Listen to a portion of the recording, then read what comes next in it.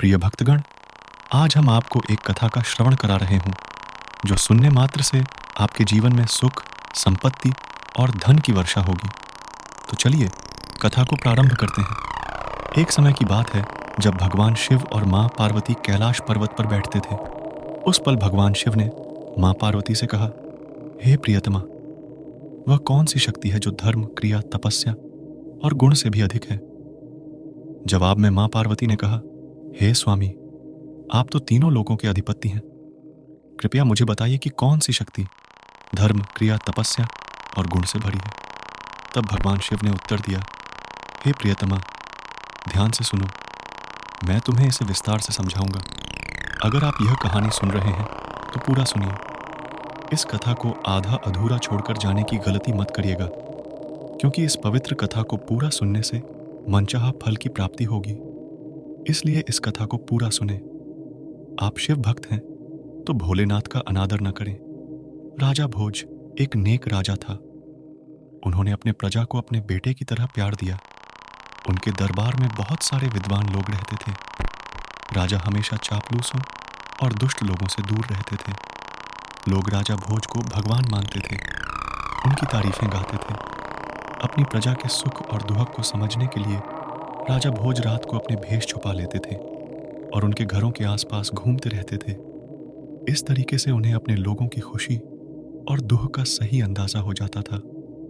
एक रात जब राजा भोज एक गरीब ब्राह्मण की झोपड़ी के पास से गुजर रहे थे, उनका ध्यान एक ब्राह्मण और उनकी पत्नी पर गया। ब्राह्मण की छोटी सी झोपड़ी में एक छोटा सा दिया जल रहा था। उन्होंने अपनी पत्नी से कहा, अब मैं बहुत बूढ़ा और कमजोर हो गया हूँ। मेरे शरीर में इतनी ताकत नहीं है कि मैं अपने पूर्वजों के घर जाकर पूजा कर सकूं, और मेरे पास कोई बेटा भी नहीं है जो मुझे कमाई करके खिला सके। अब मेरे पास सिर्फ एक ही रास्ता बचा है, राजा भोज के दरबार जाना। गरीब ब्राह्मण ने सोचा, ठीक है, बुद्धिमान लोग कहते हैं कि राजा भोज बहुत दयालु है, वह जरूर मदद करेंगे। अगली सुबह ब्राह्मण ने राजा भोज के दरबार में जा पहुंचा। राजा को प्रणाम करके उन्होंने कहा, महाराज, मैं 80 साल का और कमजोर व्यक्ति हूँ। इस स्थिति में मैं खुद के लिए कमाई नहीं कर सकता। कहते हैं कि बुढ़ापे में एक बेटा सहारा होता है, लेकिन अफसोस कि मैंने कोई बेटा नहीं पाया। ऐसे में मेरे लिए एक रोटी पाना भी मुश्किल है। राजा भोज ने पहले रात ही ब्राह्मण की गरीबी के बारे में जान लिया था। इसलिए राजा भोज ने ब्राह्मण को सोना और चांदी के सिक्के दिए। अब ब्राह्मण को इतना धन मिल गया था कि वह अपने बाकी जीवन को आराम से गुजार सकता था। उसने घर वापस जाकर सिक्के एक लकड़ी की संदूक में रख दिए। पर एक अजीब घटना हुई। रात घर में नहीं गया तो पैसा कहां गया? ब्राह्मण एक ब्राह्मण के रूप में सुबह फिर से राजा भोज के दरबार गया और रात की पूरी घटना को बयान किया। राजा ने उसे दूसरी बार सोना और चांदी के सिक्के दिए। ब्राह्मण बहुत खुश था। अब इस पैसे से उसने एक नया घर बनाने का सोचा, लेकिन उसके दिमाग में कुछ और था। ब्राह्मण ने रात में गहरी नींद में सपना देखा कि राजा भोज ने उसे बताया कि ब्राह्मण राज्य पर बड़ा संकट आ गया है, इसीलिए वह पैसा जो मैंने तुझे सुबह दिए थे वापस लेने आया हूं। ब्राह्मण खुशी खुशी पैसा राजा को वापस कर देता है। उसने सुबह उठकर देखा कि फिर पैसा गायब था। ब्राह्मण समझ नहीं पाया कि पैसा कैसे गायब हो गया। अगर वह सपने में था? गरीब ब्राह्मण ने सुबह राजा भोज के दरबार में जाकर फिर सारी घटना बताई। राजा भोज हैरान रह गए। राजा ने अपने कोषाध्यक्ष को आदेश दिया कि सोना और चांदी के सिक्के ब्राह्मण को लौटाया जाए। ब्राह्मण खुशी खुशी पैसे भरकर घर पहुंचा, लेकिन राजा भोज ने फैसला किया कि आज रात वह खुद ब्राह्मण के घर के पास जाएंगे और अपने आंखों से सब देखेंगे। रात में जब राजा ब्राह्मण के घर के पास पहुंचा तो उन्हें रात के तीसरे पहर की घटना को देखकर हैरान रह गया। राजा ने देखा कि एक व्यक्ति जो बिल्कुल उनकी तरह था, वह ब्राह्मण के घर पहुंचा हुआ था और सिक्के वापस मांग रहा था। राजा अपने आप को रोक न सका। राजा भोज उसके पास गए और कहा, साहब, आप इस गरीब ब्राह्मण को क्यों परेशान कर रहे हैं? आप राजा नहीं हैं, मैं ही राजा हूं। आप कौन है? हम इस ब्राह्मण को क्यों तकलीफ दे रहे हैं और अपनी पहचान को क्यों खराब कर रहे हैं? हे राजा, राजा को बताया कि शायद आपको मालूम नहीं है कि यह ब्राह्मण अपने पूर्व कर्मों के परिणाम भोग रहा है। राजा, हर व्यक्ति अपने पूर्व कर्मों का फल भोगता है। ब्राह्मण की यह गरीबी उसके पूर्व कर्मों का परिणाम है। राजा भोज ने कहा, इसमें कोई शक नहीं है, लेकिन मैं आपसे यह अनुरोध करता हूं कि आप उसे कोई दंड न दें, बेशक मुझे दे दें, उस पल अपने बदकिस्मती भरे भविष्य पर। बूढ़ा रोया, जिसे सब अपने कर्मों का भुगतान करते हैं, आपको भी अपने पिछले कर्मों के परिणाम भुगतने होंगे। कर्म और किस्मत दोनों के गुलाम बनकर इस हकीकत से कोई बच नहीं सकता। इस दुनिया में हर किसी को प्रकृति का सामना करना पड़ता है, या फिर प्रकृति खुद सबको अच्छे और बुरे मौके प्रदान करती है। कर्म का खेल सच में रहस्यमय है। और यह कहकर वह हमशक्ल रहस्यपूर्वक गायब हो गया। एक दिन राजा जंगल में शिकार करने निकला। अपने सबसे तेज और शक्तिशाली घोड़े पर सवार होकर कुछ सिपाही राजा के साथ थे।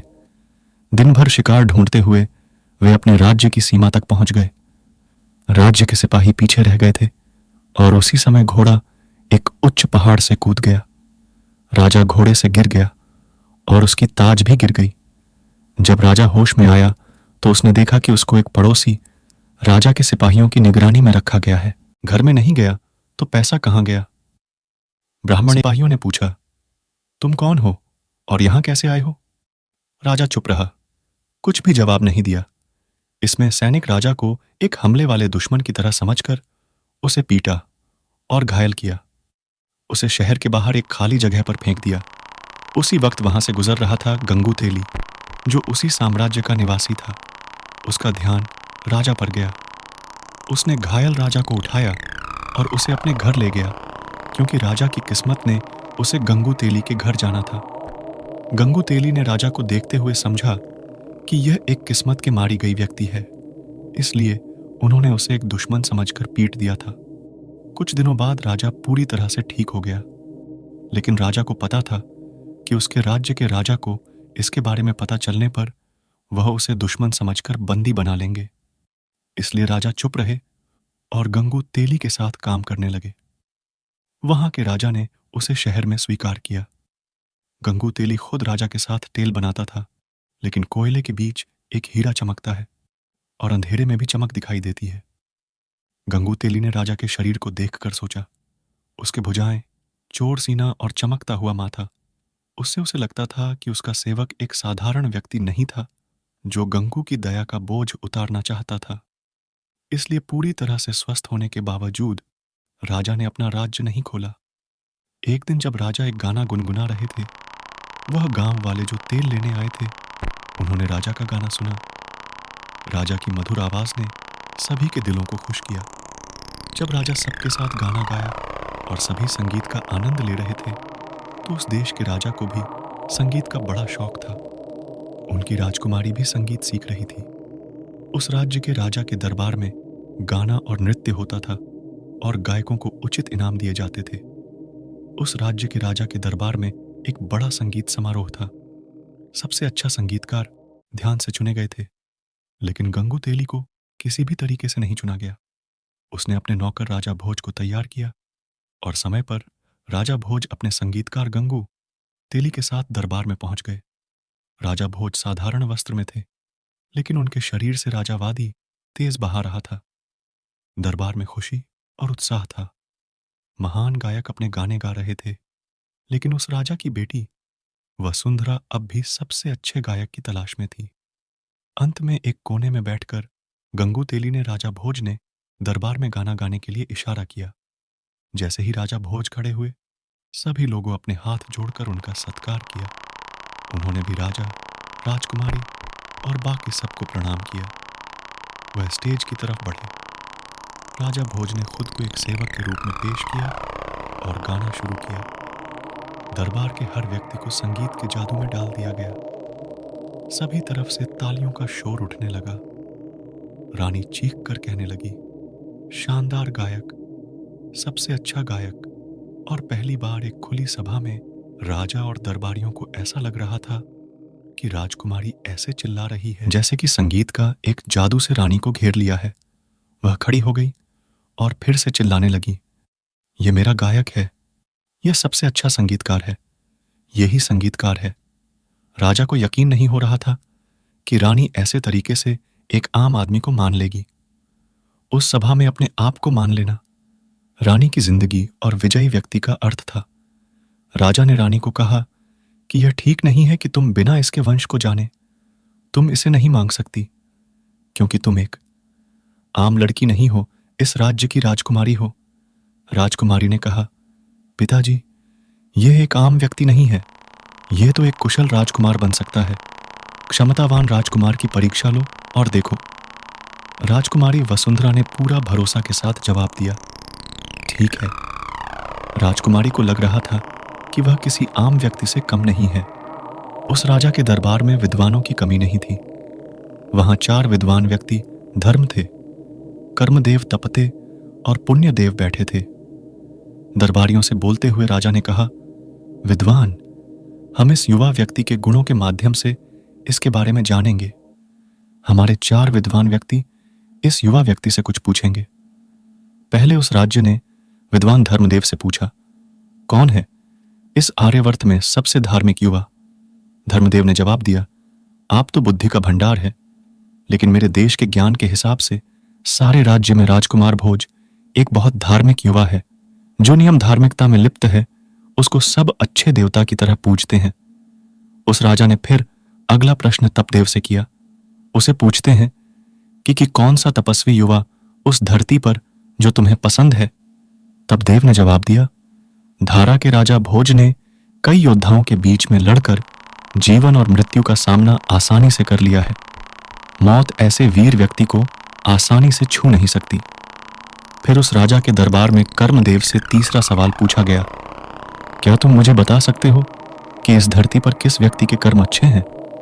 कर्मदेव ने जवाब दिया, महाराज, मेरी जानकारी के हिसाब से राजा भोज के कर्म बहुत ही अच्छे हैं। आखिरी सवाल के लिए वह राजा ने पुण्यदेव से पूछा, पुण्यदेव, क्या तुम हमें बता सकते हो कि कौन से व्यक्ति के पुण्य सबसे अच्छे हैं जो हमारे सभा में आकर हमारी राजकुमारी के दिल को जीत सकता है?